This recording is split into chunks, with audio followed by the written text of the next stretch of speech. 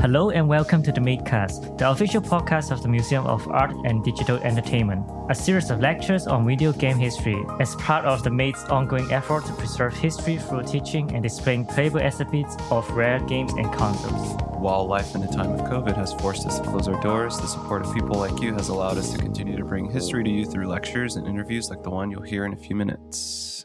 I'm Anthony. I'm Miles. I'm Chun. I'm Red. This week, Alex talked with Chris Melissinos, one of the brains behind the Smithsonian's 2012 Art of Video Games exhibition. They deep dive into the story of the exhibit. They talk about video games as art, philosophy of the medium, and much, much more. This was a fantastic interview.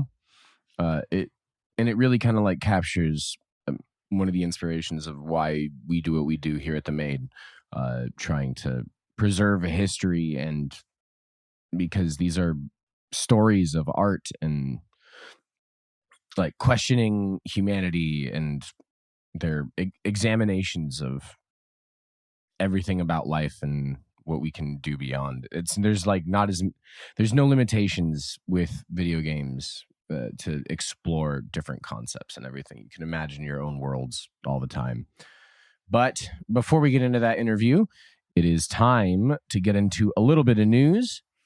Pokemon Unite is coming to mobile, I believe, tomorrow, the September 22nd, with a astronaut Gengar costume upgrade. So look out for that if you'd like to play some Pokemon Unite on your mobile device. In other news, we also have a Wolverine game in the works, which was announced at the PlayStation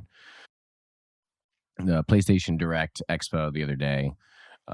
It's just a little teaser trailer, but it's made by Insomniac, the same people that made Ratchet and Clank, Spider-Man, and Miles Morales, the expansion too. So it should be very, very cool. So also, what do you guys... we also thought about this chip shortage that we've been having currently. So also, what do you guys think about this? The IDC reportedly said that the chip shortage could turn into a chip oversupply by 2023. I mean, I think it's just good news for the rest of us. That could be a good news for consumers because now everything with chips is just, the price is skyrocketing. Like the cards or the displaying card, they're just too expensive for now. Just a little too expensive, but I mean, we'll see. It'll be nice. I mean, also it'll be coming in line with personally how I feel about the PS5 and just next generation consoles. There's nothing driving me to purchase them at the moment. There's no real console exclusives that are enticing enough. But if you want a little taste of it, Chun's already got it started by just purchasing the DualSense, the new controller. I do it, and I thought it works on PS4 too, but I was wrong. Oh. But that feels great on PC. But for now, okay. I would just rather spend my money on Doritos rather than real chips. Yeah, you can get other games or better controllers. You don't need to get a new console right now. Yeah, for me, Crunch is the best. I mean, for me, with the new consoles, I don't even have a 4K television yet, and I'm just waiting to buy that before I get into the new console thing. And also, a couple more games. We got Horizon Forbidden West coming out, which is a draw for me, and God of War Ragnarok with the bulky Thor, there is this British, I forget the name, but there's this British powerlifter that was saying that the bulky Thor is actually what the kind of body you would have if you were going to be one of the strongest people, because most powerlifters that are lifting more of their body weight aren't ripped or cut. They're bulky to have just mass amounts of muscle and lift everything like giant round stones. I mean, yeah, like if you watched the Olympics at all, like those heavy weightlifter people are not like, they don't look like bodybuilders. Like bodybuilders are not really the strongest people you can find. Like they look strong because they have like intentionally sculpted their bodies to look that way. Mhm. But that's not like just the best you can do. It's No. building for aesthetic versus building for, effectiveness. And so looking at weightlifters from Scandinavia or, like the Mountain from Game of Thrones, like these are big dudes. Yeah. Just massive, and just, yeah. Or, like sumo wrestlers. Like people think sumo wrestlers are fat, but that's all muscle. Sure. It's all muscle, all of it. Even the jiggly parts. I mean, like they are very strong, but yes, they need that bulk up for grippage. So on that lovely note, I think we also got to talk a little bit about, well, at least Age of Empires 4 just had their stress test ended yesterday, the 20th of September. So we'll see how their servers held up and what we can expect in the future about that, which is also not a series that I'm too familiar with, other than it's kind of like a legacy game at this point. It's just been around for a very long time, and it's a very interesting strategy. I played a lot of Age of Empires 3. Geez, back in 2004, 2005? That's a while when was ago. that? It was a long time ago. But yeah, I'm very excited to see a new Age of Empires game. Like, I'm not usually a big it's not a 4X, it's a RTS, basically. Okay. I'm not a huge RTS person because I just do not have the macro control for it. Yeah. But Age of Empires back when I was, 10 was exactly my speed. It was a lot of fun. So I'm interested in seeing what they do with, 15 years under their belt of new technology and innovation. We should see. Hopefully they've upgraded it a bit. But it is time that we throw it over to Chris Melissinos and Alex with their talk about this marvelous Art of Video Games exhibit in the Smithsonian. So here they are, Alex and Chris Melissinos. And we are here with Chris Melissinos. Welcome, Chris. Hey, thanks for having me on the program. Really appreciate it. Thanks for being here. So, you're the guy who did the Smithsonian exhibit. Well, I was one of the people that helped put together that exhibition. Absolutely. Yeah, the Art of Video Games exhibition that launched in March of 2012 at the Smithsonian American Art Museum in Washington, D.C. So, yeah. What was it like dealing with a gigantic museum entity that from what I had heard at the time, was struggling to understand video games at an archival level?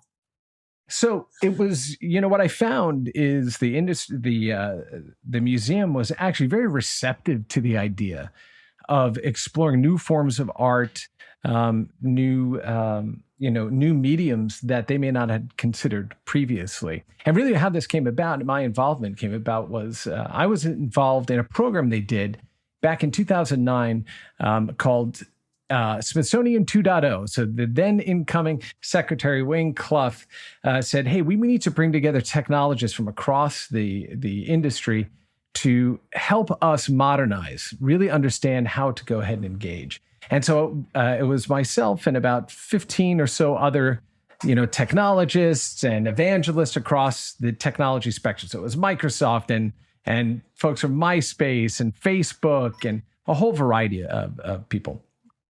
And what had happened was we sat through 3 days of all of the ephemera that the museum had, and it was awesome. And we got to this plenary session, and everyone said, "Oh, you need to write more blogs, and you need to do more videos." And I said, "Look, I will respectfully disagree with many of my colleagues. I've spent time with curators here for the past 3 days. You want to curate." I said, but what you need to understand is that every day you have scores of kids that come in on these buses, and where are they living? They're living in Nintendo DSs and they're living in their mobile phone. And you're asking them to play in your playground, but you're refusing to meet them in theirs. So what are the forms of media, the forms of entertainment, forms of art, forms of education that are important to this, rising tide of patrons, right? That would come into the museum. And that's when the discussion turned to, well, what do you think about video games? Do you feel they're an art form? Like, are you kidding me? Of course they are, right? So that kicked off a wonderful set of meetings with Elizabeth Brune, who was the head of the American Art Museum at the time. And that turned into 3 months, actually a little longer, closer to 6 months, of coming back into the museum and framing video games in a way that made sense for an art museum. Right, to understand that beneath, just the surface level of the game, there are messages here. There are stories being told. There are reflections of our society. There's ambition and hope and art and all these things that are imbued in video games. But you need to spend time with them to discover them. Right? It's not like looking at a painting or even skimming the cover of a book or viewing a movie for an hour and a half. It requires our attention. So again, they were super receptive to the idea. And once we were able to frame the discussion in a way that helped them connect with it, then we were off to the races. And it was a huge amount of support by them to get it done. See, that's an interesting point you raised there, because connecting with a piece of art in something like the New York MoMA or the SF MoMA or even the Hirshhorn or something, yeah, you could sit down for an hour and a half in front of, a Degas or something, but people don't generally do that. But you need to be able, I guess, to accommodate that for people who really want to delve into these interactive mediums. Exactly. And what I learned a whole lot, right? So it was almost like taking a master class in like museum and curatorial studies, right? The experience that I had there. You have to kind of set up the exhibition for 90-second pieces. Like that's about as much time as most people stand in front of an object and kind of experience it or engage with it. We found that to not be the case when it came to this exhibition. There were people that I met through the course of its 6-month run in Washington that said they come there every day on their lunch break, right? Just to sit and be kind of transported back to a moment or point in time where that art form meant the most to them. And it's not just about the games that they were playing. It's who they were playing with, where they were playing, where they were at that moment in their life. And so it's an extremely personal kind of, exhibition for so many people that came through it. I mean, it was an incredible honor to have been part of that and to help bring that into existence. And, to this day, here we are 10 years later, and the Smithsonian still does this pop-up arcade every year in the main courtyard of the American Art Museum, and it is just packed, full house every year that they do it. So we've helped to make video games part of the discussion around art and its importance in society. And I think one of the things that gets lost a little bit is, there's certainly an experiential aspect of going to a gallery, seeing the Mona Lisa, and maybe you did that with somebody, but that is not as powerful as having sat down and played the video game and grown up with another person playing that game. I still have, friends I talk to this day. We talk about playing Contra and Jackal, right? The experience is not just the game, it's the experience you had with another person. Exactly. And so, part of the thesis, this 3-voice kind of thesis that we built the exhibition around, I would often ask this series of questions. So if you don't mind, I'd like to try it with you, okay? Oh, great. Yeah. All right. So can you tell me what was the very first video game system you had at home that you remember vividly? The Atari ST. Okay, the Atari ST. Do you remember where it was in your home? It was in a room in the upper right-hand corner of the box that the house was. And it was pretty much dedicated to that in a bed. And do you remember, was the ST sitting on a desk, or did you have to kind of pull it out on the floor? No, it was on a desk. Okay. It was like a work desk. And then what was it connected to? Was it a monitor or was it a television? It's a monitor like that one right there. Okay. Do you remember what the desk looked like? Yeah, it was brown, fake wood. Awesome. And do you remember the chair that you sat in when you... That I do not remember. It was on the other side of me, not facing. It's not facing it, but it wasn't a hard chair. It was maybe a soft chair, something with arms. I have no recollection. All right, that one we'll go ahead. But that one we'll go ahead and pull from. Can you remember anything else about the room? Color of the carpeting, flooring? Where yellow sticks with. I know it wasn't yellow. I know it was beige, but yellow sticks with me as a color in that room. Awesome. And, I remember the floppy disk boxes. I remember a lot about that. Awesome. So now tell me all the same detail when you experienced your favorite book, movie, or record for the first time. Yeah, I don't have those things. The movie, I could tell you the theater. I couldn't tell you what it was like in the theater. It was dark. Right. But I can tell you they had the Teenage Mutant Ninja Turtles game in the arcade outside. There you go, right? And so look, I believe that the reason that we're able to wrap the environment into those memories is because video games, or each one of them, is an encapsulated universe that sits behind glass. So we can affect it, and we can impart our will onto it, and we can manipulate it, but we couldn't be in it. So the viewport into that world encompassed everything around you. All of those pieces of ephemera are wrapped up in the memory of using those things. And I believe it's because we have some agency in using games and engaging in that type of an experience, but it still sits apart from us, right? It doesn't exist in this world. It's adjacent. And so, again, it demands more of our attention, demands more time, it demands engagement, and not just one particular form of engagement, but several, right? It's auditory, it's visual, it's kinesthetic. It may even be tactile, depending whether or not you were using manuals or cheat guides or things like that as you play. So again, as an art form, it just engages so much more of, again, of our senses and our place in space at the moment we played them, that they're kind of wrapped up in the memory as well. And it also unites people. I mean, people are brought together over these things. There's this common thread in the media that games are violent or evil or antisocial, when I think quite the opposite is true. They're quite peaceful when they work. Oh, absolutely. Absolutely. But, we can apply the same sort of lens to just about anything, and I love to point out to people that, chess is a game of war. It's a game of complete domination, right? And to the point where you push, your opponent into basically, giving up and laying down and say, okay, you won, right? But we don't view it as such. We view it as an intellectual pursuit. We view it as something good in the world because we've had enough time to kind of homogenize it and sanitize it and tease it apart and understand what the mechanics were underneath, right?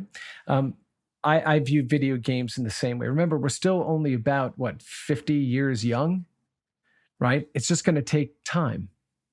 Absolutely. And the Smithsonian's work to, highlight this as an art form and not necessarily in, say, like the American History Museum or some other place like that, right? It really makes a big statement. Yeah, it does. And, to their credit, right, the Smithsonian, which is a collection of museums, right? So there's a whole variety of museums. I think it's something like 16 or 18 total museums and facilities under the Smithsonian umbrella.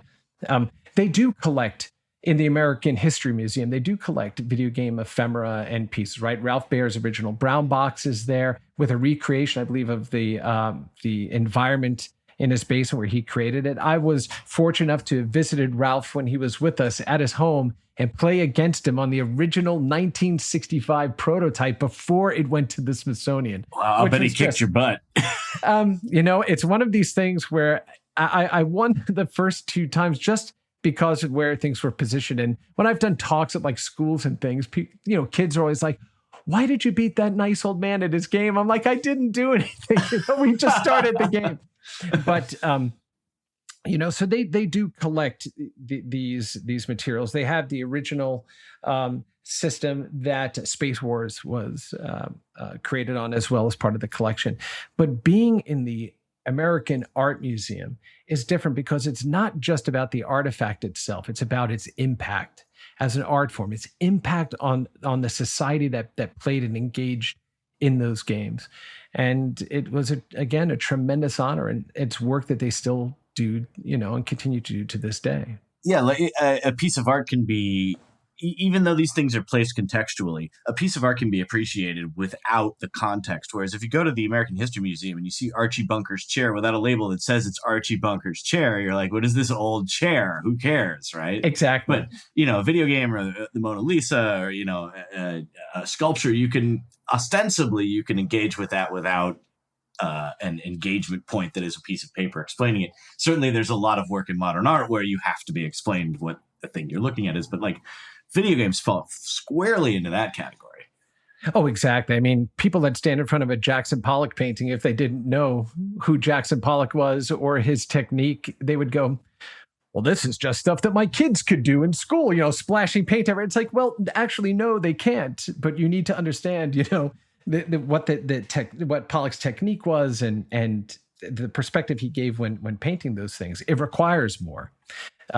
Games, video games specifically, use kind of universally understood language of control of movement. It's one of the things that we talked about in the exhibition was kind of the echoes of those mechanics, right, from generation to generation. One of the things I love to draw the line from and to is you look at Pitfall Harry in the original Pitfall game on the Atari VCS, and then you look at Nathan Drake, and you're ostensibly in the same environment. Obviously, one is much more detailed. It doesn't require explanation. But the cadence by which both protagonists move through the environment, right? Their kind of suite of maneuverability and motion and these sorts of things mirror each other. And so we see those echoes of design that were laid down in the earliest forms of video games still persist to this day, right? And it's fun to go back and watch the evolution of those things because, one of the things that we run into all the time too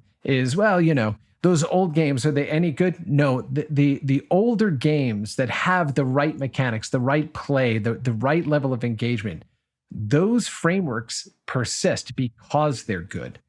And now we live in an era where tools are readily available, incredibly powerful tools are readily available to anybody for virtually nothing. For anybody to go ahead and create the games and art and kind of, put them into the world. But again, the framing of those games still fall back on the type of games that were built at the beginning of the games industry. And it's just awesome to see. Yeah, no, that's the genre thing. People talk about, that games can get locked into the first-person shooters or the fighting styles, but that's because the genres sort of evolve, right? They're evolving every day with new mechanics that are invented, but usually nowadays by the indie scene, right? Like as these new mechanics come bubbling up and get refined and integrated into these bigger games. It's almost like the film industry used to be, right? Like, Quentin Tarantino bubbles up and then, gets its gritty movies made. And oh yeah, no, I mean, I think what's great too is we're at a point now where artists are not limited by the technology by and large. So now they start imposing limitations on themselves to create new forms of art, right? Whereas when you look at the original Missile Command and when you understand that the designer, he was making a statement about the Cold War. He refused to make a game of aggression. It was about a game of defense. And that was based on what he observed going on in the world at the time. In fact, David Thur is his name. And he, stated that I refuse to fire nuclear missiles at the USSR. So even his language places the moment in time in which he was creating what he was observing in the world. The 6 major cities were meant to represent the 6 major cities in California. And he suffered from night terror of nuclear annihilation for over 2 years. So, by the way, this unpacking of that work is one of the things that also helped several people at the American Art Museum to understand that the messages behind these things that were seemingly benign were much deeper. Now, back then, you would not know that just walking up to a Missile Command cabinet. Today, we can describe that in incredible, exacting detail. So it doesn't require additional artwork or a comic book or somebody to narrate that story. It is just present. It just is. And that's why I love when you see games like Thomas Was Alone, right? Here's this awesome puzzler platformer game with super deep emotion, all tied to geometric shapes.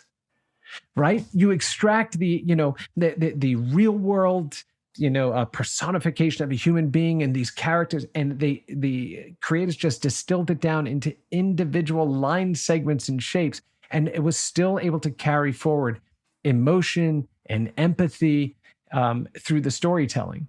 And I think that's wonderful, right? It wasn't about the technology. It was about using technology in a way to create new stories, new ideas, where you limit yourself to create new art. That's awesome.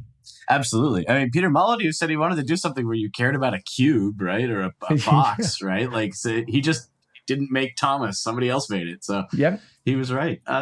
Before we're done here, I wanted to see what's going on. What are you writing? You got any books out there? What's going on? So yeah, I don't think I'll ever extract myself fully from game preservation and helping to continue to move the medium forward. I do believe, as I did, back when we launched the exhibition, which, by the way, also traveled to 10 other museums for 3.5 years around the country, breaking attendance records at almost every museum. And what I helped those museums to understand is this is part of the public consciousness, right? This is a multi-generational art form. And it's one that we need to continue to better understand and make sure that we are not dismissing it on its surface, but really spending time to dig into it. So I don't think I'll ever stop doing that. And to that end, I was asked to participate and write a piece for Van Burnham's new book, Supercade, which is the follow-on to, I think it's 2.0, which is the follow-on to original Supercade book. And one of the books that inspired me to start pursuing museums and talking about preservation.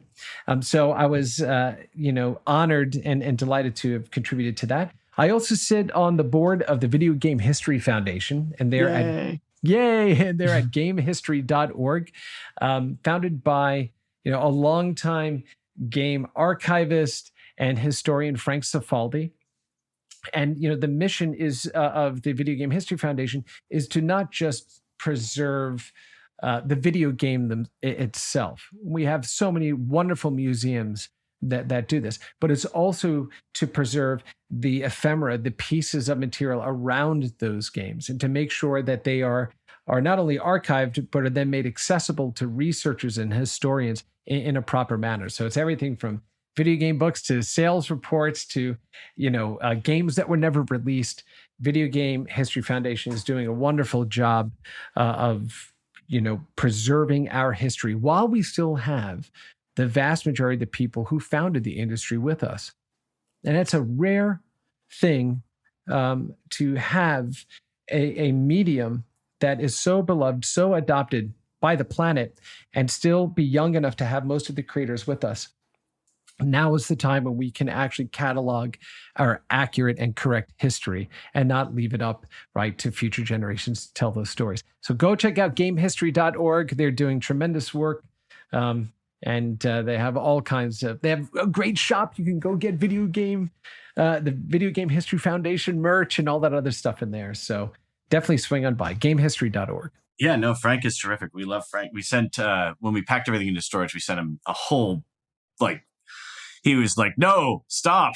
This is too much, Yeah. One of the byproducts of doing this work, a last little story is, one of a very popular video game magazine basically went under, and they said, I was reached out to by one of the former executives, and they said, hey, you're a games history guy. Perhaps you can help us find a home for this. So we were able to bring in the entire archive of GamePro and then move it into the Video Game History Foundation. The Video Game History Foundation. So the entire digital archive of GamePro now sits. Oh, the digital archive. I was like, what?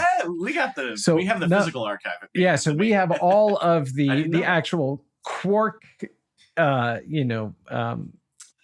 layouts and everything else, all digital. Nice. And we were able to move that in so we can preserve that going forward.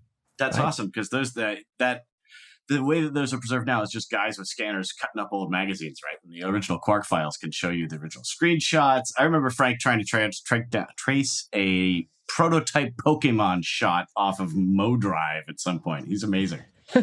I'll tell you the one thing I was able to pull up, first thing I went after was, let me see that Dreamcast Half-Life piece that was written but never published. And I was able to reconstitute the whole thing and be able to see right at that moment in time, this is what they were saying about it. This is what could have been. And again, this is the importance of preserving our history while we have the ability to do so. And again, the people that created that history are still here with us. So super fortunate to be involved. Well, Chris Melissinos, thanks you so much for being here today. Oh, it was my pleasure. Thank you. So I could take 4 more hours of your time, but I won't do that to you or your listeners. But. I wish we could. We'll have you back at some point. We're going to find more things to do in the podcast other than just, random blathering. We'll have a topic next time. Thanks for stopping by. My pleasure. Thank you. So, thank you very much, Chris Melissinos, for joining us and with that lovely talk. Your love for video games and like the exhibition that you helped curate and show what it means to kind of all of us as career gamers. Some of the best stories that I've ever heard or witnessed have come from video games too. It's not just movies or books or anything. It is a full art form that makes you feel and think and live. It's marvelous. I love video games almost as much as Chris Melissinos does. But at the end of this episode, we need to talk a little bit about what we've all been playing. So, updates. Chun switched off from Final Fantasy. No, I'm still to playing. Destiny 2. I'm still going to talk about Final Fantasy. Just it's not about playing that, but just a while ago, there's news coming out for the next expansion.